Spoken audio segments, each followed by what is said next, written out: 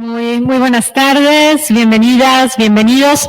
Estamos aquí en una conversación que queremos generar en relación con la educación y la inteligencia artificial. Para eso tenemos invitados de quienes van a participar próximamente en un congreso sobre el tema y que vienen de diferentes universidades de España.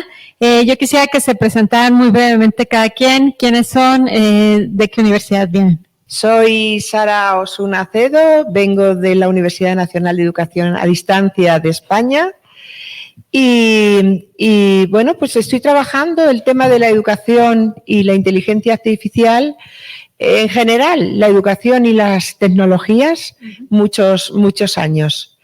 Quiero aprovechar esta ocasión, además de presentarme, para agradecer la invitación que nos hace el Tecnológico de Monterrey para estar aquí en este evento. Yo también quiero empezar agradeciendo a esta universidad esta acogida que vamos a inaugurar ahora mismo con esta mesa conversacional que tan original va a ser.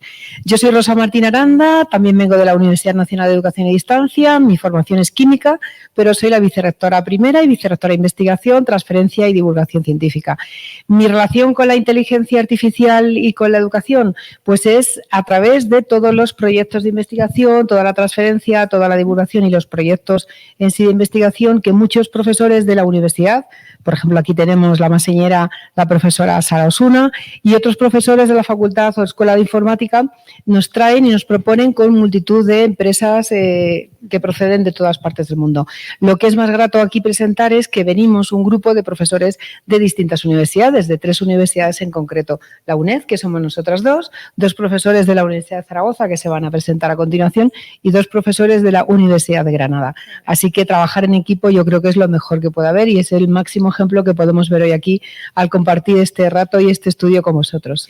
Gracias por todo. Pues muchísimas gracias en primer lugar por la buena acogida y predisposición positiva que habéis tenido este equipo tan interesante de colegas, cuyo responsable es Fernando Gutiérrez, un amigo que veníamos trabajando diferentes temáticas previamente en pro de esa preparación del congreso que en próximos días venideros vamos a tener en el claustro de Santa Juana. Muchas gracias por ello y por tenernos y cedernos vuestras aulas con objeto también de dar voz a esta temática tan interesante en el momento actual como es la inteligencia artificial, que en mi caso, Carmen Marta Lazo, de la Universidad de Zaragoza, investigó en el plano de la desinformación y de los medios de comunicación, algo que además es convergente con vuestras áreas de interés, como habéis manifestado en la presentación previa que hemos mantenido. Muchas gracias. La verdad es que es un placer estar aquí con vosotros y desde luego tengo en este caso algo en particular, todas las expectativas porque seguro que va a ser un encuentro dichoso y gozoso. Yo soy José Antonio Gabelas de la Universidad de Zaragoza. Estoy en el grado de periodismo y mi relación con la inteligencia artificial funciona desde dos vertientes, la publicidad, el marketing y las narrativas audiovisuales. Yo soy Hassan Hossein, vengo de la Universidad de Granada. Estoy encantado de estar con vosotros hoy aquí para hablar sobre inteligencia artificial. El terreno que trabajamos sobre todo tiene que ver con la inteligencia artificial y las STEM y cómo una se puede enriquecer con la otra. Yo soy José Mohan, soy hermano de Hassan, somos gemelos. No es un clon. Bueno, los dos somos físicos y trabajamos en el Departamento de Didáctica de la Matemática de la Universidad de Granada y nuestro interés está en la inteligencia artificial, como ha dicho mi hermano, en la enseñanza STEM, los potenciales que pueden facilitar o que pueden favorecer estas enseñanzas. Muchísimas gracias por invitarnos. Yo soy Fernanda Gallegos, apoyo a la doctora Luz Graciela en el Departamento de Estudios Humanísticos y también he tenido la oportunidad de dar las clases de narrativas y estructuras simbólicas a alumnos de profesional. Y mi formación es comunicóloga. Mucho gusto, yo soy el lector Moisés López, yo estoy en el área de humanísticos y yo principalmente tengo interés en el área de filosofía y en particular lo que se llama como filosofía de la inteligencia artificial. ¿Y qué les parece que empecemos diciendo algo que creo que no todo el mundo se cree, pero que a la universidad nos afecta mucho y es que la inteligencia artificial ha venido para quedarse? Y que una universidad que se precie no puede obviar este hecho Por tanto, se tiene que preparar, porque en definitiva lo que tiene en sus aulas son una población que tiene que formarse para un trabajo venidero donde la inteligencia artificial va a ser protagonista.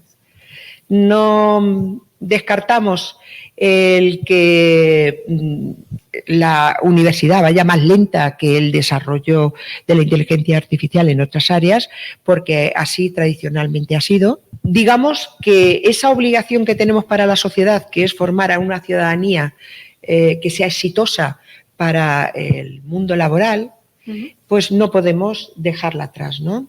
Entonces,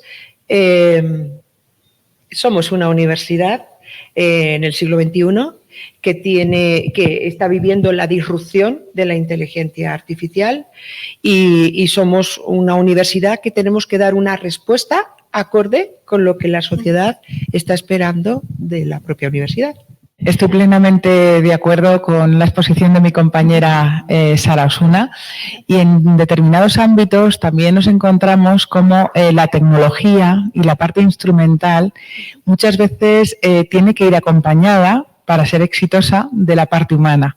En ese sentido, nosotros venimos trabajando un concepto que son las TRIC, las tecnologías de la relación, la información y la comunicación. Digo nosotros porque junto con mi colega, el doctor Gabelas, lo trabajamos desde hace más de una década, fruto además de un máster que alimentamos en el seno de la universidad que participa en este encuentro, la UNED de España, donde nos dimos cuenta que el alumnado debía de aprender en función de su necesidad y de su inclinación. Muchas veces el profesorado atiende a una guía didáctica muy encorsetada, muy previamente establecida. Pero lo más interesante es sentarnos para ver qué quiere el educando con objeto de dárselo desde su mirada. Hoy en día las nuevas generaciones en general aprenden de otra forma, con otras nuevas formas de hacer. La inteligencia artificial muchas veces es algo que utilizan incluso para la generación, con la inteligencia artificial generativa de determinados trabajos. Y qué mejor que explotarlo en el aula. Yo, como directora del Departamento de Periodismo, Comunicación Audiovisual y Publicidad de mi universidad, me encontré que sentían muchísimo miedo mis compañeros. Me decían, no, esto, vamos, hay que prohibirlo porque se van a copiar, van a plagiar absolutamente todo. Y les dije, ¿no os dais cuenta que para ese alumnado en un medio de comunicación la inteligencia artificial va a ser el gran becario que les va a hacer que la mitad de los recursos lo pueda realizar lo artificial en pro de la parte creativa? Y así es. Por ejemplo, grandes cabeceras como el Washington Post, el New York Times, tienen la mitad de sus redacciones ahora mismo trabajando ingenieros, generando inteligencia artificial, noticias, y la otra mitad los grandes periodistas. ¿Por qué? Porque hay algunos géneros, como puede ser la noticia, los breves, incluso algunas crónicas, que sean fáciles de hacer, donde las Vs dobles, que es algo del campo, del lugar donde nos encontramos, simplemente con efecto coctelera nos da igual empezar por el dónde, por el qué o por el quién, porque va a tener el mismo sentido. La información meteorológica es uno de los campos experimentados en inteligencia artificial que ya ha dado lugar. Pero para la realización de esos géneros que requieren una cocción a fuego lento, como puede ser el documental, el reportaje, el articulismo en el plano de la prensa, se necesita también la parte creativa. Entonces creo que la consideración tiene que ser de acompañamiento, y siempre que sea la persona quien lleve el testigo de esa inteligencia artificial y de la generación de información, no tenemos que apuntar a los peligros, sino a los aciertos y a las fortalezas que puede tener la inclusión en las aulas de todas las disciplinas y también en las redacciones en el ámbito profesional que nos ocupa, que es la comunicación en la facultad que nos encontramos. En esta línea, bueno, yo creo que tenemos que hacer una reflexión obligada, dado el lugar en el que estamos. Ayer estuvimos en el claustro de Sor Juana y hablábamos de humanismo. Hoy estamos en el Tecnológico de Monterrey y vamos a hablar también de humanismo.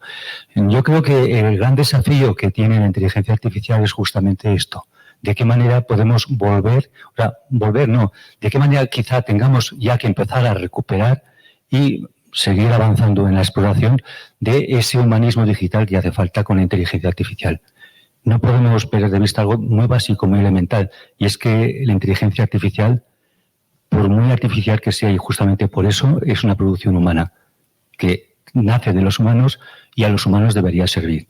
Y en ese sentido conecta con algo que todos los que estamos aquí, o la mayoría de los que estamos aquí, llevamos muchos años trabajando, que es la educomunicación. La educomunicación se ha distinguido, entre otras cosas, porque ha sido capaz siempre de plantear una doble dimensión en el usuario, consumidor de información, ciudadano, ciudadana, y es la visión crítica y la visión creativa. La inteligencia artificial necesita un revisionismo crítico permanente y continuo, y al mismo tiempo necesita también una apuesta creativa. Y justamente la magnitud de la apuesta creativa será lo que nos diferencia la inteligencia humana de la inteligencia artificial. Nosotros una de las razones por las que estamos aquí, porque representamos un poquito la dualidad en cuanto a lo que es la inteligencia artificial, sobre todo de cara al mundo de la enseñanza, tanto en secundaria, primaria como infantil. Por mi parte, yo represento la parte que tiene más en cuenta todo lo que son los retos, los desafíos, vamos a decir también algunas desventajas. Y aquí tengo a la otra parte, a la otra mitad, que sí tiene más en cuenta todas las ventajas, todas las virtudes.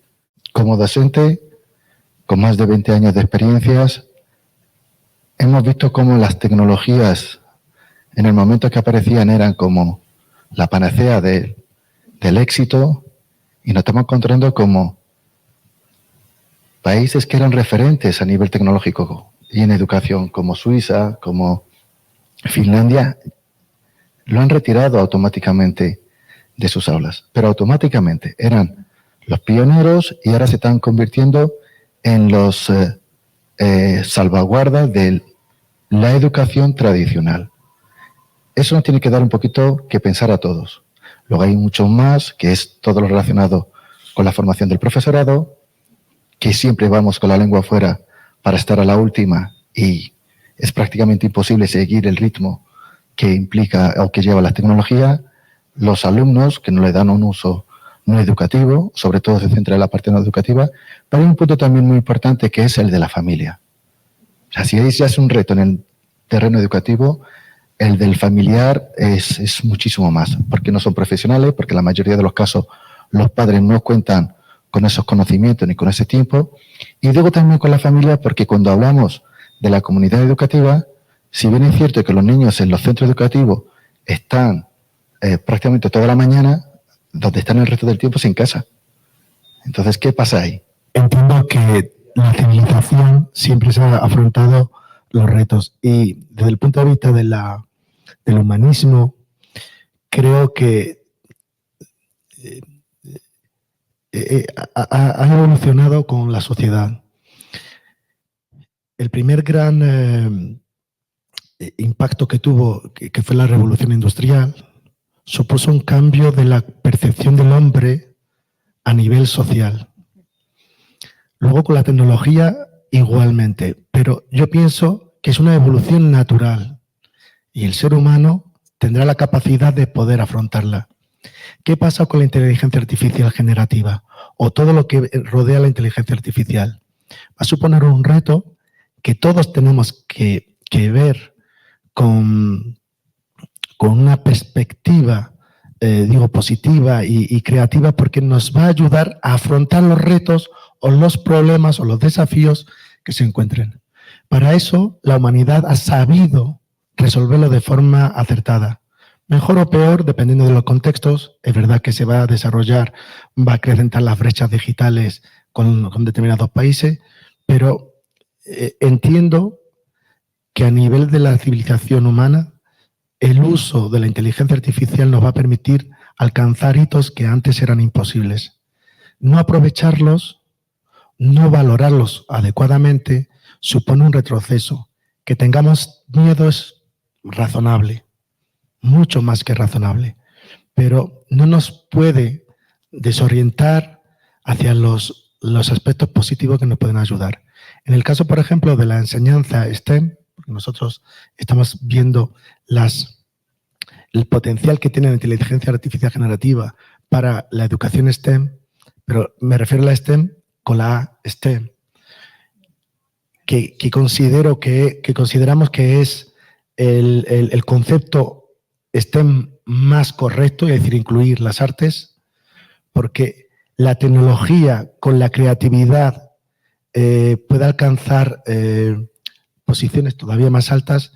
Entiendo que ahí se abre un abanico impresionante. Entonces, yo soy muy positivo y entiendo que el único problema es que, como comentaban antes mis colegas, es que quizás el profesorado en las universidades tenemos que replantearnos nuestro rol y cómo enseñar a nuestros alumnos a usar esta nueva tecnología, que todavía somos aprendices. Yo siempre les digo a mis alumnos que inteligencia artificial, profesor, ¿tú qué sabes? No.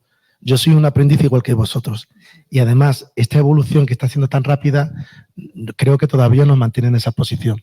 Pues yo también estoy de acuerdo y tengo más experiencia en el campo, en el ámbito de ellos, la física, la química, sobre todo en lo importante que es la aplicación de la inteligencia artificial en STEM y también la realidad aumentada, que aunque no tenga que ver mucho en este contexto, pero sí que es una actitud en la vida y que estamos en una universidad y nos estamos dedicando a la educación, tanto de artes, de ciencias, de humanidades, de sociología. Entonces, negarnos a un avance del desarrollo es muy contraproducente. Yo creo que va en contra de lo que tiene que ser la figura de un profesor y más un profesor de universidad o de secundaria, que es donde las personas se forman para saber a dónde se van a encontrar o qué van a afrontar cuando estén en el mundo laboral.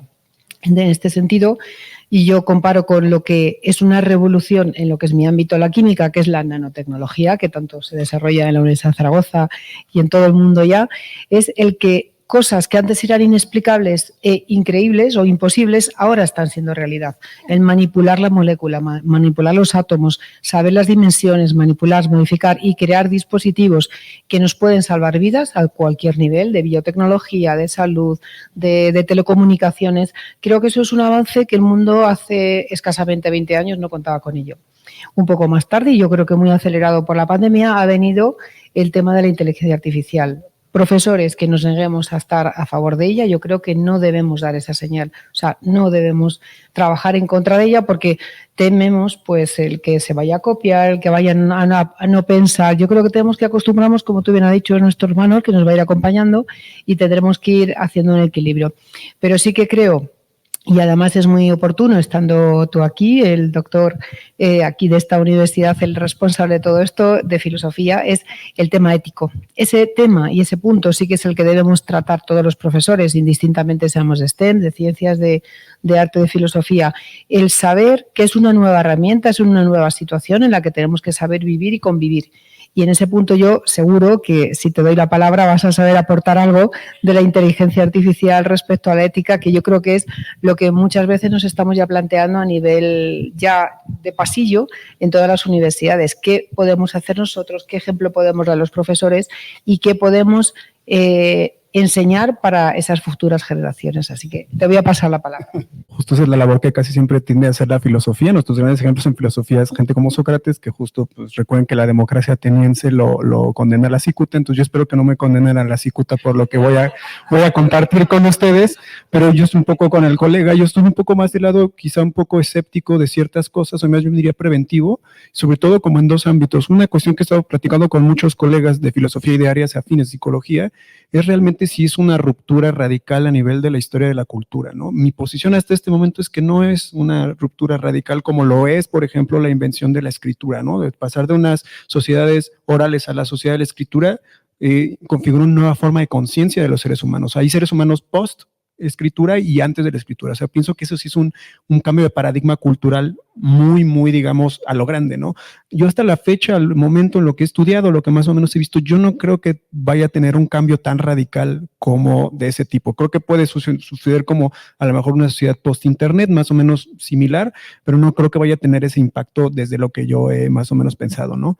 Otra cosa que va como muy a la par ha sido realmente como ya en mi práctica cotidiana de docente y en particular de filosofía, yo a veces lo utilizo más bien como para estimular a los alumnos a que desarrollen ciertas herramientas. ¿A qué voy? Hay ocasiones en que ciertas tecnologías reemplazan ciertas habilidades humanas y no hemos tenido problema en ello, ¿no? O sea, la calculadora, o sea, por ejemplo, es algo que supongo todo el mundo usa hoy en día y ya no estamos añorando a lo mejor el razonamiento abstracto de las matemáticas, ¿no? Aunque no sé si eso significa que debamos abandonarlo por completo.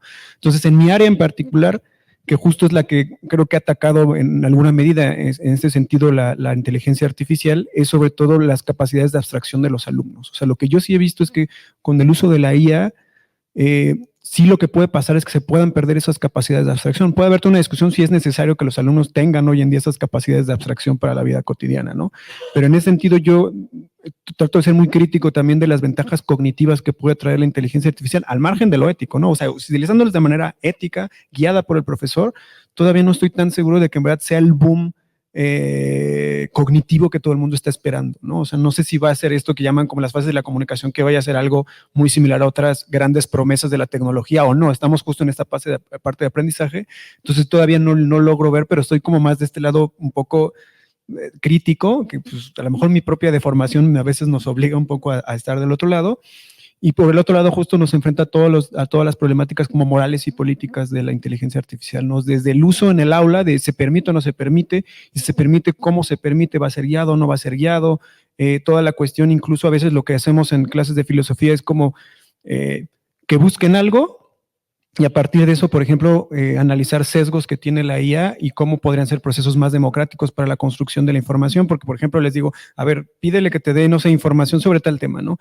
Dame 10 ejemplos de bibliografía, te da las 10 referencias de bibliografía y todas están en inglés. Y le digo, ¿y por qué están en inglés? Ok, dámelas en español.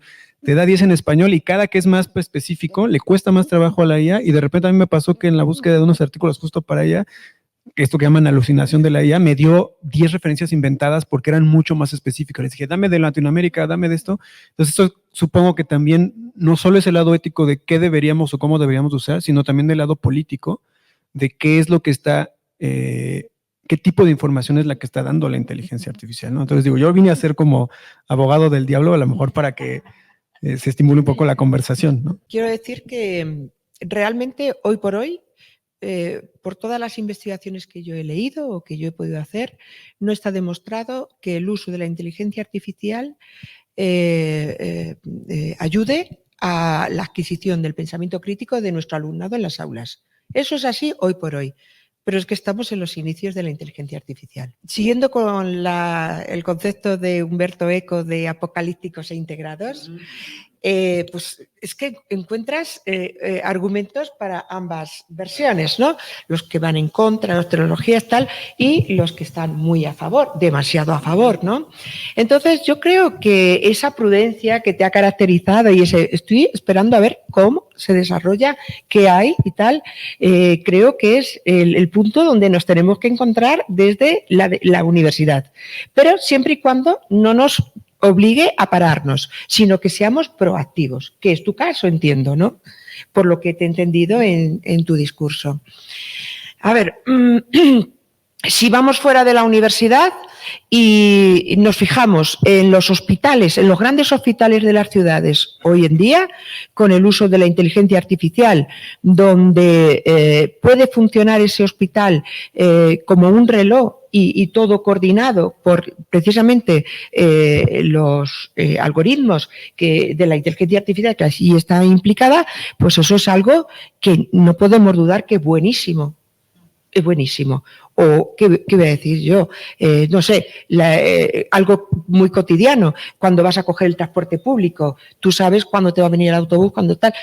Eso no podemos decir que es malo, es bueno. Es una información que no teníamos antes de que la inteligencia artificial estuviera integrada en estas áreas sociales, ¿no? En estos campos sociales. Ahora bien, si nos fijamos en que muchas empresas están utilizando esa tecnología artificial desarrollada para captar los datos de la ciudadanía sin su permiso y poderlos utilizar para cuestiones publicitarias, para lo que sea. Todo el mundo tenemos experiencia de ese tipo. Tú buscas algo en Internet y automáticamente te va a salir. Bueno, que eso ya estaba antes de la inteligencia artificial, pero que ahora mismo está mucho más mejorada, ¿no? Entonces, eso no es bueno, eso ya no nos gusta. Además, no es ético. En la última, todavía estamos con una investigación europea en la UNED, donde por un contrato a 3 investigadores nos pidieron que estudiáramos el estado de la inteligencia artificial en la educación secundaria en España. Lo mismo pasaba con otros 5 países europeos para al final confluir y comparar cuál es el estado de la inteligencia artificial generativa en la educación secundaria. Entrevistando al director del INTEF, que es el departamento del Ministerio de Educación que se encarga de la implementación de las tecnologías en los centros educativos de enseñanza obligatoria, él decía, no podemos hacer una normativa por decreto para que la inteligencia artificial se integre en las aulas, porque no nos da seguridad en cuanto a la protección de datos de nuestro alumnado, que es gran parte de la ciudadanía. Pero tampoco podemos obviar porque ese alumnado, fuera del entorno educativo, está utilizando inteligencia artificial y, por tanto, ante la falta de alfabetización mediática en este sentido, está abocado al engaño, a la manipulación. ¿Vale? Es más, sí que está adquiriendo unos hábitos muy peligrosos, a lo mejor no cambios culturales, estoy de acuerdo contigo, pero sí cambios en la forma de pensar. Y eso es muy peligroso. Eso es muy peligroso. Y lo está adquiriendo. O sea, esta población que usa, sin tener una formación adecuada, una inteligencia artificial para hacer un trabajo y tal cual presentarlo a su profesor, eso lo están haciendo conscientes de que estamos en otros tiempos y que eso es lícito. Nadie, ni en los centros de educación obligatoria, ni siquiera en las universidades donde formamos al profesorado que luego va a estar en las aulas, le estamos dando las herramientas para decir, no, eso no lo puedes hacer. Y no es lícito. Además te perjudica porque todos los procesos mentales que tú tienes que desarrollar haciendo ese trabajo, si utiliza la inteligencia artificial solamente como pongo el prompt, me da un resultado y yo lo entrego como trabajo, pues no estás desarrollando tu mente, tus competencias, lo que necesitas para vivir críticamente y responsablemente, ¿no? Entonces, claro, estamos en un momento difícil. En los inicios de la inteligencia artificial generativa, que ha tenido tanto éxito, recordemos, porque es muy fácil de usar, no tienes que tener ningún conocimiento así muy específico, es muy barata, porque tú tienes muchos espacios donde tú entras y la estás usando, gratuita, entre comillas, porque nada es gratuito, están tus datos ahí, es decir, estás pagando caro el uso gratuito, ¿no? Entre comillas, como decía, y estamos en un momento muy crítico, muy crítico.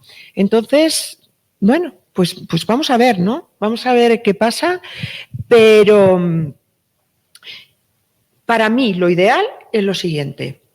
Hay que formar al profesorado, obviamente, pero no para que sepa utilizar la inteligencia artificial, no.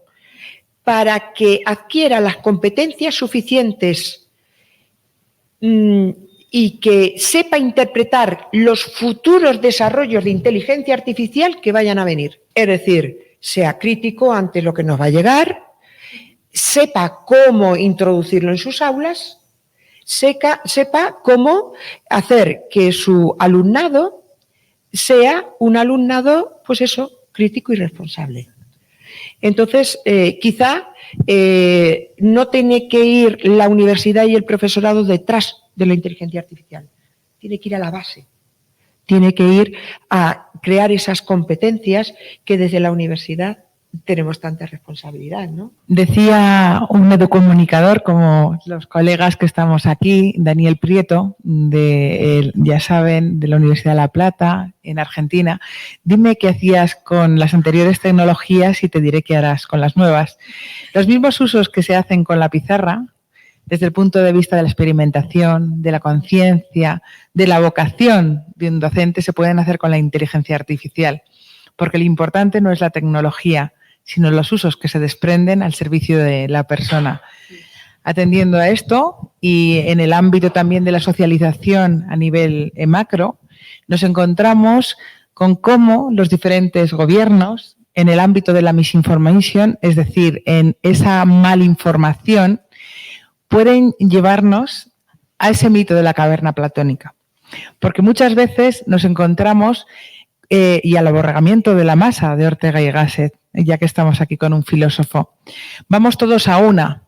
Y el hecho de irnos alimentando de sesgos, como el algoritmo, ¿verdad?, va generando cámaras de eco, hace que cada vez el mundo esté mucho más polarizado.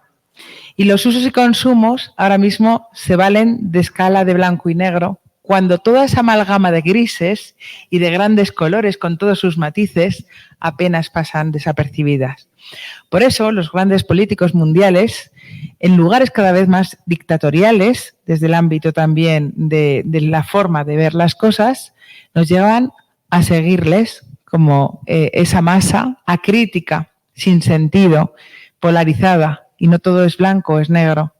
Tenemos que ayudar a nuestro alumnado desde ese ámbito de educomunicación para que los filtros en la mirada hagan tener puntos de encuentro con los demás.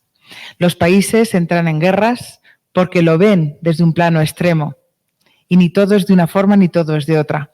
Y en esa mirada crítica la potencialidad está en reducir los sesgos y en proponer diálogos procomunes para el sentido social y humano. Ha habido una segunda reflexión por tu parte que a mí me ha estimulado bastante y me estimula, y tiene relación con algunas cosas que ha comentado Sara, y es preguntarme qué es lo que realmente provoca la inteligencia artificial en el cambio de paradigma del conocimiento. Es decir, con la inteligencia artificial estamos pensando ya de otra manera diferente. Está claro, y lo habéis dicho, ¿no?, que el trabajo ha cambiado en todos los sectores y también ha cambiado la manera de trabajar de los alumnos y está cambiando la manera de trabajar de los profesores. Pero yo creo que la cuestión, bueno, al menos yo así lo veo y me estimula mucho esta reflexión, es hasta qué punto y cómo realmente la inteligencia artificial está planteando un cambio de paradigma en el conocimiento y en el modo de aprender. Y aquí una cuestión que yo creo que es muy, vamos a decir, útil para los que estamos en el campo de la comunicación y específicamente para los periodistas, y es que si hasta ahora hemos estado en la era de las respuestas, quizá hemos empezado la era de las preguntas. Y probablemente la metodología de trabajo con la inteligencia artificial para hoy y para mañana va a ser diseñar las preguntas y trabajar con las preguntas. Y esto no solamente es un desafío, sino que es un reto porque la inteligencia humana tiene que recrearse. Desde la imprenta hasta ahora, tú comentabas el salto cualitativo que se había dado, ¿no?, con la escritura. Desde la imprenta hasta ahora, pues hemos estado más o menos, lo voy a decir de una manera siempre, en la repetición, en la memoria, en lo memorístico, ¿no? Y ahora estamos en la era del diseño y de la creatividad. Uno de los puntos claves, uno de los puntos sensibles en cuanto a la inteligencia artificial, no solo tiene que ver con la dependencia tecnológica, sino con una cosa que no ha hecho llegar hasta donde hemos llegado, que es la imaginación y la creatividad. Todo lo que hemos usado, algunas de las inteligencias artificiales generativas, esa facilidad con la que te da, hace que te dé pereza o no te compliques en hacer algunas cosas. De hecho, estaban hablando de que las habilidades blandas, como la lectura y la escritura, si ya antes de la inteligencia artificial generativa, ya todos hemos visto y hemos comprobado cómo nuestros alumnos, como le pongas una línea, dos líneas, no son capaces de interpretar lo que han leído. Y no estoy hablando de cursos inferiores, estoy hablando de secundaria y bachiller. Pero que voy más, en la universidad estamos formando también a jóvenes que cuando se les pide cualquier cosa que tiene un mínimo de pensamiento crítico, es terrible la respuesta y los resultados que dan. Entonces, si ya teníamos unas clases, que lo hemos estado hablando también con la vicerrectora de Sor Juana, ese alumnado, vamos a decir, no solamente acrítico, sino que no tiene la capacidad, ¿cuál es el término que se me ha ido ahora mismo? Sí, el sedentarismo cognitivo es uno de los elementos que es clave en esta operación de tecnología disruptiva, que hace que lo tengas todo tan fácil que no te quieres complicar. Pero que cuando le pides a cualquier joven, oye, haz un pequeño esfuerzo, la respuesta es ¿por qué? ¿Para qué? Es que además lo ve como algo, lo que hemos salido de sitios o de entornos muy difíciles en nuestra juventud, lo que nos ha hecho precisamente llegar a donde hemos llegado, esa capacidad de lucha. Sí, lo que, por ejemplo, efectivamente, una de las cosas que nosotros hablamos de nuestros niños, nuestras niñas, siempre es que tuvimos más de 20 años en secundaria. Entonces, todos nuestros alumnos les llamábamos nuestros niños, nuestra niña. Pero que también en la universidad les digo, seguís siendo mis niños y mis niñas más grandes, pero seguís con el mismo formato. Tenéis que tener la capacidad de lucha, capacidad crítica y sobre todo no perder aquello que realmente nunca te lo va a quitar la inteligencia artificial, la imaginación y la creatividad. Me van a permitir que haga una crítica acerca del, o sea, una visión de lo que es la masa, lo que es la sociedad que ha actuado como masa manipulable. Si volvemos atrás, siempre ha sido así. Es decir, las personas que han tenido una capacidad crítica y que han desarrollado esa capacidad forman un número respecto a la población. Es una población muy, muy reducida. El resto de la población es masa que se deja de llevar.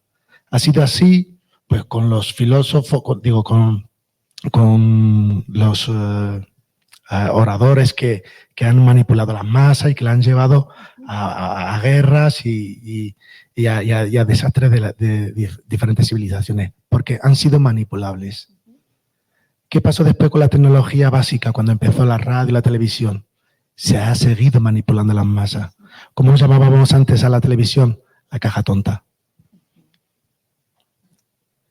Entonces, no podemos criticar a la IA por algo que ha ocurrido siempre. ¿Qué pasa?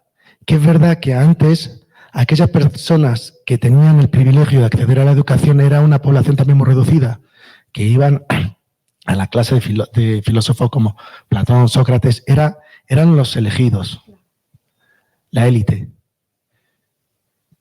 Ahora existe una población que afortunadamente tiene derecho a la formación, a la formación obligatoria, pero no ha adquirido o no tiene esa capacidad o no ha sabido desarrollar esa capacidad en cuanto a la ley.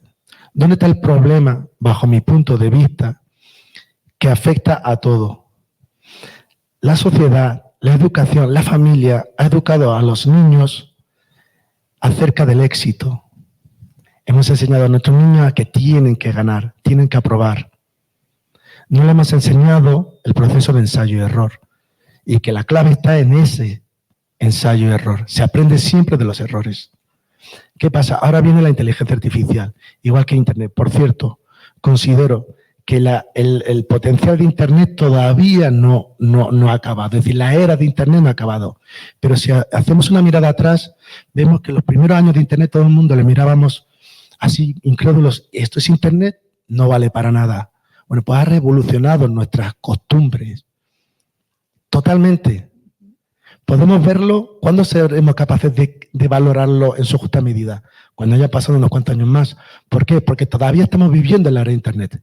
Pero algo tan sencillo como YouTube, por ejemplo, ha revolucionado. O sea, cada persona ha tenido la capacidad de exportar lo que le ha dado la gana, lo que ha querido, al mundo. Y ha creado una figura, los de los youtubers, que tienen un impacto en la sociedad brutal. Entonces, yo no entiendo que con la nueva era de la inteligencia artificial vaya, por supuesto, van a tener muchos aspectos negativos, pero lo que puede aportar, que por cierto, en los desarrollos de la tecnología, en cada una de sus fases, han tenido curvas exponenciales. Pero esas curvas exponenciales pueden ser curvas más abiertas o más cerradas. Bien, en el caso de la inteligencia artificial es una curva exponencial que parece una pared vertical. Pero lo mejor, quiero decir, lo mejor de todo, bajo mi punto de vista, es que lo va a desarrollar en cada una de las áreas. Es decir, todas las áreas de las ciencias, de las humanidades, todas van a usar la inteligencia artificial para desarrollarse de forma exponencial. Yo entiendo que eso va a ser una ventaja para la sociedad brutal. Las partes negativas tendremos que asumirlas, es decir, tenemos que tragarnos algo tan sencillo. Tú te bebes un vaso de leche y la leche es muy buena. ¿Y qué pasa después? Porque hay un frasco.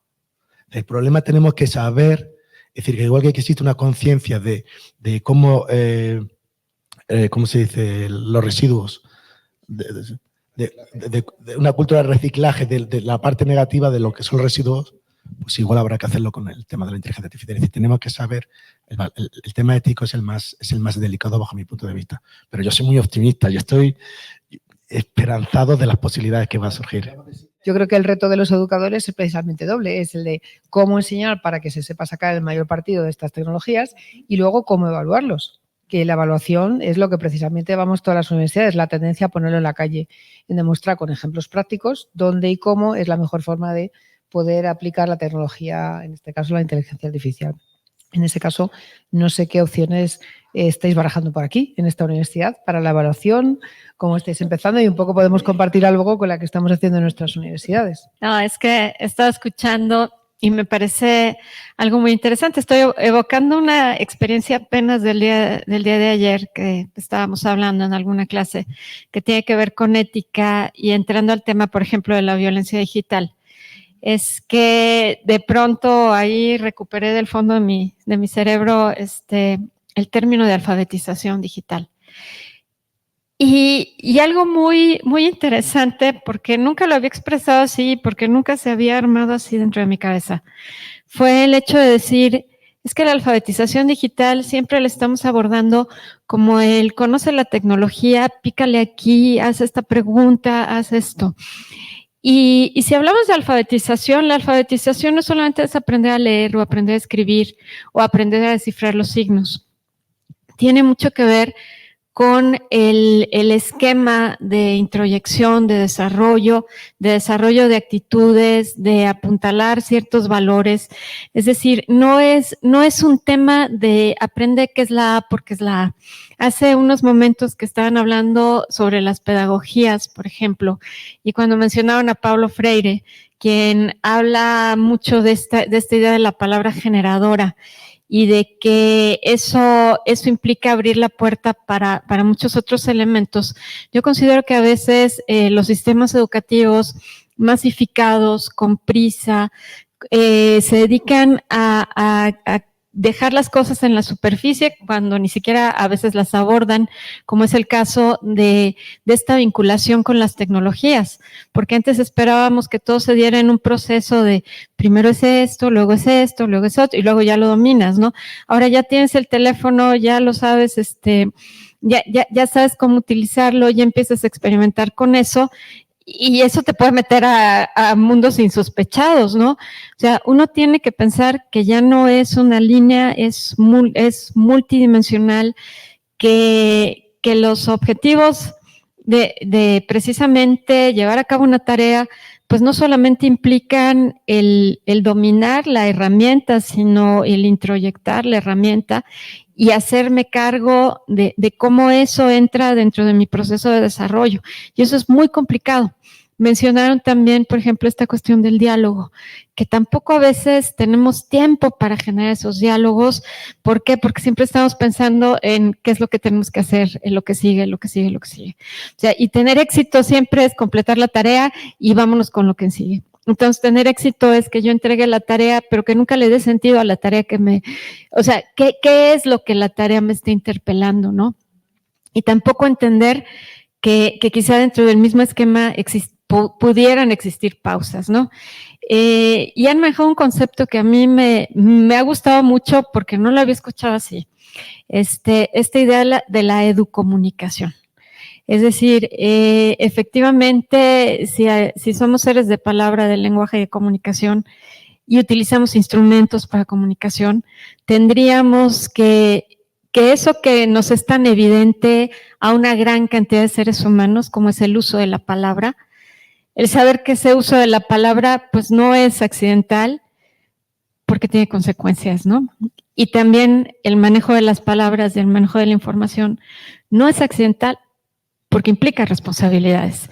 Y creo que eso es lo que estamos dejando al lado precisamente porque esa pared vertical que estamos que estamos construyendo, ¿no? O sea, es un muro al que no tiene fin, o sea, la tendencia no tiene ningún fin y es terriblemente complicada de ascender si uno lo ve así.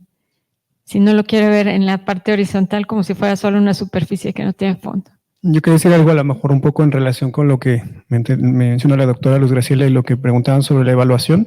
O sea, aquí, por ejemplo, de hace unos meses para acá, hay como políticas internas de la universidad y en particular, por ejemplo, para la cuestión del plagio, ¿no? O sea, hay un área encargada para integridad académica y ya se incorporan lineamientos que tienen que ver con la IA, el hecho del plagio, etcétera. Pero creo que hay un nivel un poco más reflexivo del planteamiento de la IA. No solamente es diseñar políticas que traten a lo mejor de castigar cuáles son las prácticas indeseables en los estudiantes, ¿no? O sea, utilizar un ChatGPT para hacer un ensayo no se hace, ¿no? Pero creo que ahí sí tienen mucha razón que los profesores nos tenemos que, digamos, no me gusta tanto el término de alfabetizar a lo mejor, pero sí de tener una especie de familiaridad con la IA, primero para ser capaces de detectar esos casos. O sea, cada vez creo de repente es más fácil uno dice, esto es ChatGPT, ¿no? O sea, mi alumno yo sé que tiene una capacidad crítica brutal, pero no va a ser esta especie de lineamiento formal, ¿no? Y además a veces ni siquiera le cortan from ChatGPT, digo, ya, eso es brutal, ¿no? Pero creo que lo que yo he intentado hacer un poco con mis estudiantes es no solo que entiendan, no solo que vean los lineamientos y que vean el castigo que hay en la universidad, sino que de repente entiendan por qué a lo mejor tiene ciertos límites el uso de la IA. No es que se prohíba en efecto, pero por qué incluso analizar esos límites, por qué tienen sentido a lo mejor para ello, ¿no? En algún caso, un alumno plagió y lo que yo intenté decirles, mira, esto es lo que se supone se espera de ti, y podemos discutir si eso está bien que se espere de ti en la universidad, ¿no? Y es que seas capaz de un pensamiento sistémico que significa que puedes abstraer 1, 2, 3, ¿no? ¿Tú lo hiciste? No, lo hizo la IA, le voy a poner un 10 a la IA, porque eso no es lo que estamos esperando de ti. Quizá también como darles la relevancia, por eso preguntaba, ¿no? A lo mejor puede ser como una cuestión de espejo, ¿qué es lo que se espera de esas habilidades? Porque esas habilidades que podría la IA suplir en el caso de los seres humanos, si es que la suple, ¿por qué sean importantes? O sea, a veces yo lo veo más bien como una cuestión de reflejo, tratar de hacerle sentido por qué será importante que esas habilidades las incorporen, o más bien que tengan esas habilidades que puedan desarrollar y que eventualmente quizá la IA puede potencializar algunas y otras a lo mejor no. O sea, que creo que ese es el gran reto que estoy de acuerdo. No sabemos, o sea, la historia entre la tecnofilia y la tecnofobia, o sea, de que todo el mundo se espanta de la tecnología y hay gente que va muy animada. Yo a veces mi posición es más bien como una especie de optimismo mesurado, ¿no? Optimismo escéptico, como le queramos llamar, pero sí vamos hacia adelante, pero siempre estando un poco con la prudencia de decir, si tenemos que parar en algún momento, no pasa nada, ¿no? O sea, no sé si lo conozcan, hay un texto de esta autora de Harvard, de Shoshana Zuboff, que se llama Capitalismo de Vigilancia, ¿no? Y creo que es una de las primeras autoras que puso como el punto sobre las sillas de decir, ¿y qué tal si este cambio, o sea, muy en contra de lo que yo pensaba, qué tal si este cambio cultural sí es mucho más fuerte de lo que usualmente pensábamos? ¿Qué tal si estamos en un régimen de vigilancia que ni siquiera los regímenes peores socialistas y nacionalsocialistas han tenido, ¿no? Entonces, a lo mejor yo he crecido con todas estas pesadillas literarias y filosóficas y entonces mi manera de reaccionar cuando llegan estas tecnologías siempre es con un optimismo, pero también al mismo tiempo como muy mesurado, ¿no? Al mismo tiempo. Entonces, no sé, digo, en parte de las evaluaciones es lo que más o menos hemos como probado acá, o sea, ya hay lineamientos oficiales, pero a veces creo que no solo es dar los lineamientos a los alumnos, sino a veces tratar de hacerles entender la lógica de esos lineamientos y por qué están establecidos a lo mejor esos lineamientos, ¿no? Lo que quiero decir es que precisamente no se trata de proceso de evaluación. Es que antes está el profesorado que tiene que recapacitar, tiene que formarse en cómo mandar esas tareas para luego evaluarlas. Es decir, no tiene sentido. Ahora mismo es fácil mandar una tarea que se puede replicar por IA en minutos. Y lo que ha dicho Hassan muy bien es, ¿por qué me voy a complicar? Y yo le doy la razón al alumnado. Es decir, tú le has dado la posibilidad de que haga algo a coste mínimo. La tentación es muy alta, entonces lo va a hacer. Que es malo, es evidente. Eso no vamos a debatir sobre ese punto. Ahora, el error está en el padre, en el docente, que le ha permitido o que le ha mandado una tarea que es totalmente replicable. Tenemos que replantear primero cómo enseñamos, que ya no vale el modelo tradicional que seguimos aplicando. Lo único que ha hecho la tecnología es cambiar la forma en la que exponemos nuestros contenidos. Antes era con una pizarra de tiza y ahora lo proyectamos. No nos molestamos en cambiar nuestra forma de pensar. Me refiero en general. No quiero ser. Entonces, ¿qué ocurre? Que ahora ha venido una tecnología, como ha dicho muy bien, que es totalmente disruptiva y que ya nos han dicho, parad ya de trabajar como hacíais antes. Hemos tenido muchos años para evolucionar en la enseñanza. ¿Qué ha pasado en la enseñanza? Que no ha evolucionado. Entonces, ese es uno de los problemas que tenemos que reflexionar. El docente se siente muy cómodo impartiendo docencia, impartiendo contenido. ¿Por qué? Porque se siente capaz, se siente seguro, una mirada un poquillo superior, es decir, yo sé y os transmito conocimiento. La IA, dentro de poco con la IA generativa ya, cuando esté mejor desarrollada, ¿por qué voy a recibir información de ti o formación cuando yo puedo acceder a un contenido todavía más especializado y además adaptado a mis necesidades cuando tú no me lo puedes dar porque tú lo das en una clase masiva y lo das de forma general? No tienen en cuenta las diferencias, no tienen en cuenta la inclusividad. ¿Por qué? Porque ha cambiado el modelo. Entonces, tenemos que evaluar, tenemos que penalizar, pues volvemos a equivocarnos. Entonces, ese es mi punto de vista respecto a lo que es el proceso educativo en el punto de la evaluación. Es un punto muy delicado, pero viene posterior a otra fase que tiene que desarrollar el docente en general. En línea con lo que estás comentando, efectivamente, lo que estás diciendo es que el modelo del nuevo docente tiene que ser un modelo mucho más de mediador, mucho más de enseñar al alumnado a trabajar más, a potenciar más esa capacidad crítica, esa capacidad creativa, imaginativa, a actuar un poquito más de salvaguarda de ese pensamiento, insisto, crítico, que te va a hacer darte cuenta de qué información es y más válida que otra, pero estoy con él, y siempre estaré contigo, en que bastante tenemos los docentes con toda la carga diaria, toda la carga burocrática, toda la carga de lo que implica cumplir con las obligaciones del docente, para que ahora todos los que estamos aquí, a medida que o sea, antes de la aparición de la inteligencia artificial generativa, no hemos ido actualizando con las nuevas tecnologías que iban apareciendo. Pero bueno, iban apareciendo con unos escalones y todos cuando, no sé, el Word empezamos a trabajarlo más, todo lo que era el PowerPoint, el Excel, es decir, hemos ido aprendiendo cómo sacarle más provecho y eran unos escalones, unos mayores, otros peores, pero eran asumibles. Pero es que ahora nos encontramos con una pared vertical. Y solamente digo que como educadores, por supuesto que tiene que cambiar todo el rol, pero el rol empieza desde el sistema educativo. Es decir, ni siquiera lo que piden los sistemas educativos se ajusta a la realidad de la sociedad, porque siempre anda muy desfasado, mucho. Luego tenemos unos políticos que van con sus intereses propios, es decir, que le importa muy poco lo que hacemos a nivel educativo, porque ni siquiera no contamos con recursos para afrontar estos retos y demás, pero hay un elemento que es muy importante, que es el tiempo.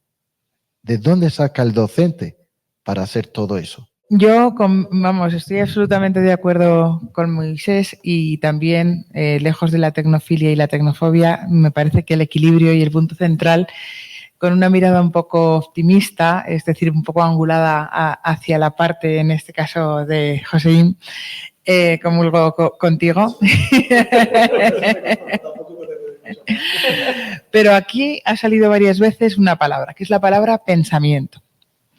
El conocimiento que puede llegar a generar una determinada inteligencia artificial, yo creo que va o se reduce a lo que nosotros como docentes tenemos que activar, que es la parte actitudinal. Hablemos de actitud crítica, que no de pensamiento.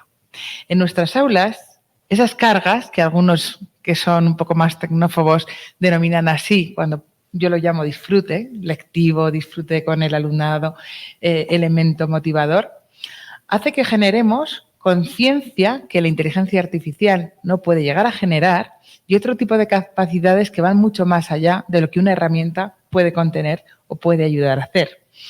Entonces es muy importante que generemos en el plano kinésico esos elementos motrices en nuestro alumnado con objeto de que muevan la sociedad para transformarla, que es un poco esa pretensión que ya Freire tenía y que los educomunicadores tenemos que valernos de ella. Porque en ese modelo sistémico, ecológico, que nuestro colega Fernando tanto domina, hemos pasado de tener unos agentes en el entorno de pertenencia, que era la familia, ¿verdad?, el ámbito educativo, y en esos macrosistemas donde se incorporaban los medios de comunicación, hoy en día ha habido un salto cualitativo y se han convertido en entornos también de pertenencia. Y hablamos de segunda piel con la tecnología, donde nuestro alumnado directamente pasa más horas que hablando con su padre, su madre, su novia. Por tanto, ahí es el cambio absoluto de paradigma.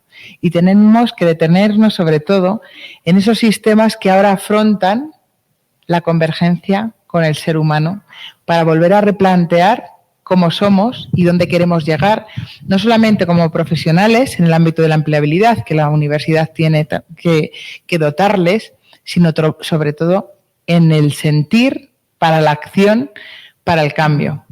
Yo creo que toda la ciudadanía y la universidad tenemos la gran suerte desde el intelecto de poder modificar el sistema. No podemos ceder a que esté pasando más de lo mismo. Ya decía mi maestro, Agustín García Matilla, que ha habido muchos cambios políticos, al menos en mi país, en España, y tenemos ya decir, basta ya a que nos manejen, nos manipulen con la masa crítica que los grandes políticos quieren hacer. La verdad es que la historia de la tecnología es ya muy larga, ¿verdad? Y algunos también tenemos una historia muy larga. Entonces, a veces te da la sensación, y es una sensación con la que hay que luchar también, de que este viaje ya me lo conozco, ya estoy de vuelta, ¿no?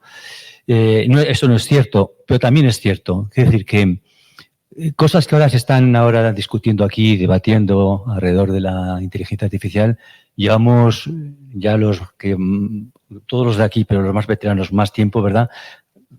Hablándolo muchas veces. El debate de que a favor o en contra de la tecnología, bueno, es más viejo que Humberto Eco incluso, ¿no? Cuando nació. Entonces, ¿qué ocurre? Que hay un asunto que yo creo que es importante. Uno de los elementos que más ha movido este debate es el criticar con fundamento que estamos deteniéndonos solamente en una dimensión de la tecnología que es la instrumental. Y esto ha pasado desde hace 20, 30, 40, 50 años. Pasó antes y sigue pasando ahora. ¿Qué ocurre con la inteligencia artificial? Y eso está muy relacionado con lo que investigas tú, Fernando. Que no se trata, ahí no está la cuestión. No se trata de decir, bueno, no, la tecnología ni es buena ni es mala, es neutra. No es esa la cuestión. La tecnología forma parte del ecosistema y ahora estamos respirando tecnología desde que nos levantamos hasta que nos acostamos. ¿Y eso qué es lo que provoca? Pues provoca una gran incertidumbre. Y del campo de la filosofía tú lo sabes también, ¿verdad? Es decir, es fácil ponerte delante de un cuadro y analizarlo. Es fácil abrir un libro y leerlo. Es fácil escuchar una música, pero no es fácil analizar la inteligencia artificial. Y tenemos que entender que es parte del entorno y la estamos respirando. Y eso hace que cambiemos mucho el chip y hace que el desasosiego sea tremendo y sea enorme. Ya con esto es una reflexión y ahora termino con otra más cortita. Hay dos cosas que yo creo que nos pueden ayudar mucho, dos referentes culturales que nos pueden ayudar mucho a desentrañar la opacidad de la inteligencia artificial. Uno es volver a los clásicos, el oráculo de Delfos, conócete a ti mismo, y el otro es leer mucha ciencia ficción, los relatos distópicos. Yo creo que haciendo un cruce de esas dos cosas nos encontramos en ese punto que decíamos intermedio, ¿no? Que también lo decían los clásicos, la verdad está en el medio, no está en un lado ni el otro, y más todavía en estos mundos, en este tiempo tan polarizado en el que estamos. ¿Qué pasó cuando vinieron las redes sociales? Ya Henry Jenkins nos decía en el 2008 que iba a haber un cambio en la población muy importante, y era que no se sabía cómo, pero la población iba a cambiar, ¿no?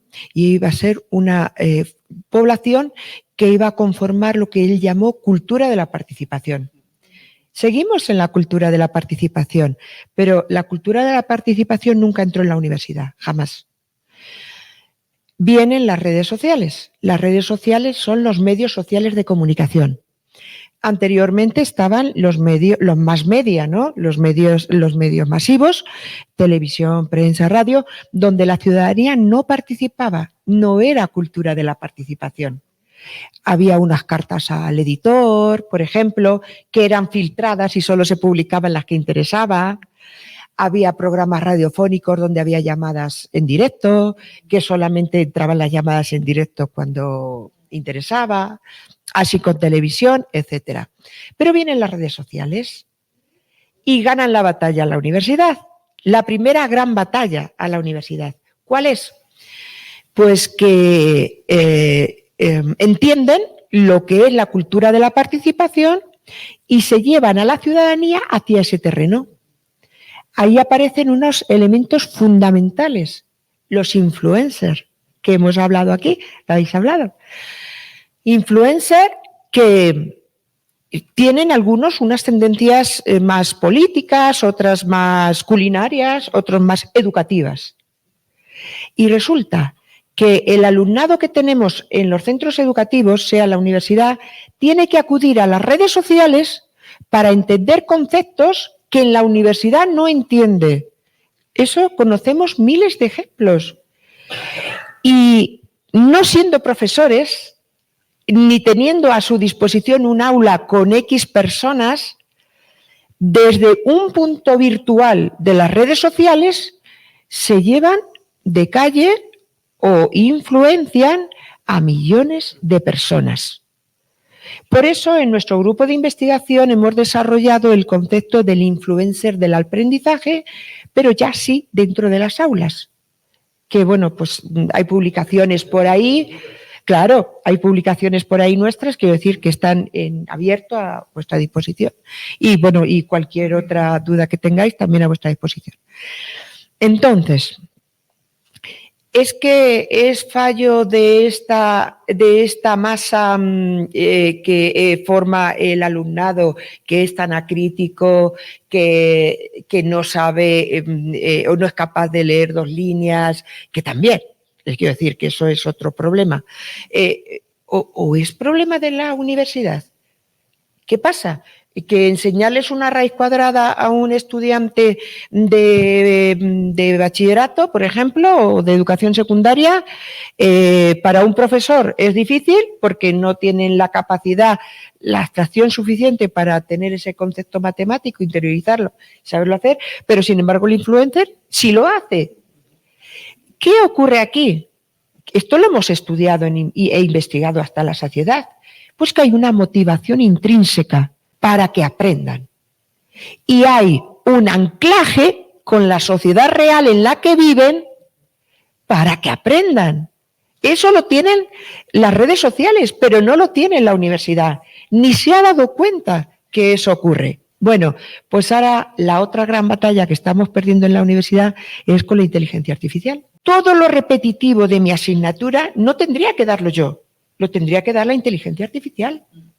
Claro, yo quiero desarrollar, y creo que ya un poco de despedida lo voy a hacer, un GPT con los contenidos de mi asignatura, la metodología de mi asignatura, etcétera, etcétera, con el fin de que mi alumnado, mi estudiantado, vaya y converse con ese chatbot que yo he generado de mi asignatura. ¿A mí qué me permite? Detectar individualidades, carencias y otra serie de cosas que antes no las podía hacer porque estaban nada más que repitiendo, sí, la evaluación es sobre 5 o sobre 10, sí, el examen es en tal fecha, porque por más que tengas foros de discusión o de información o tal, al final la pregunta te vuelve, bueno, que no me vuelva a mí, que le vuelva a la inteligencia artificial, que no se va a cansar, que yo me voy a dedicar a cosas más intelectuales y más de provecho para mi estudiantado, ¿no? Y yo le voy a recomendar a mi estudiantado que cuando estudie el posible examen o prueba o tal que tenga que hacer para mi asignatura, se vaya a cualquier chatbot sea ChatGPT o GPT, como decís aquí, o Gemini o Perplexity o yo qué sé, el que quieran, y empiecen a conversar para ver si realmente han aprendido bien o no han aprendido bien y que vengan más seguros luego a la prueba. Que esa es una experiencia y una actividad fundamental para el aprendizaje. Es que tienen que aprender de otra forma. Si es que no pueden aprender como se aprendía en el siglo XX, ¿vale? Y así, yo me encantaría tener un tutor inteligente desarrollado con algún algoritmo de inteligencia artificial donde me dijera, es que fulanito de tal se ha perdido 2 clases y no tiene este concepto realmente, no lo ha entendido porque es que ni le ha escuchado, o se lo repites individualmente o me dejas a mí que yo lo repita o tal, porque no va a seguir el progreso. Eso es inteligencia artificial, por favor. ¿Quién va a decir que no? ¿Qué universidad, qué profesorado va a decir que no a la inteligencia artificial como acompañante? No como protagonista, cuidado. Y siempre supervisado por la inteligencia humana. Esa es un poco la batalla que estamos perdiendo. Porque igual estas empresas que están invirtiendo tantos millones para otros fines, si la universidad los captara, igual nos acompañaban para invertirlo en el ámbito educativo y entonces nos beneficiaríamos de ello. Y de verdad que dejaríamos de perder esa batalla que estoy segura que la estamos perdiendo. Creo que esta charla ha sido pues muy constructiva en muchos sentidos, muy amable y además muy profunda. La verdad, yo estoy muy agradecida. Muchas gracias, Fer, por la invitación. Muchas gracias a ustedes por aceptarla.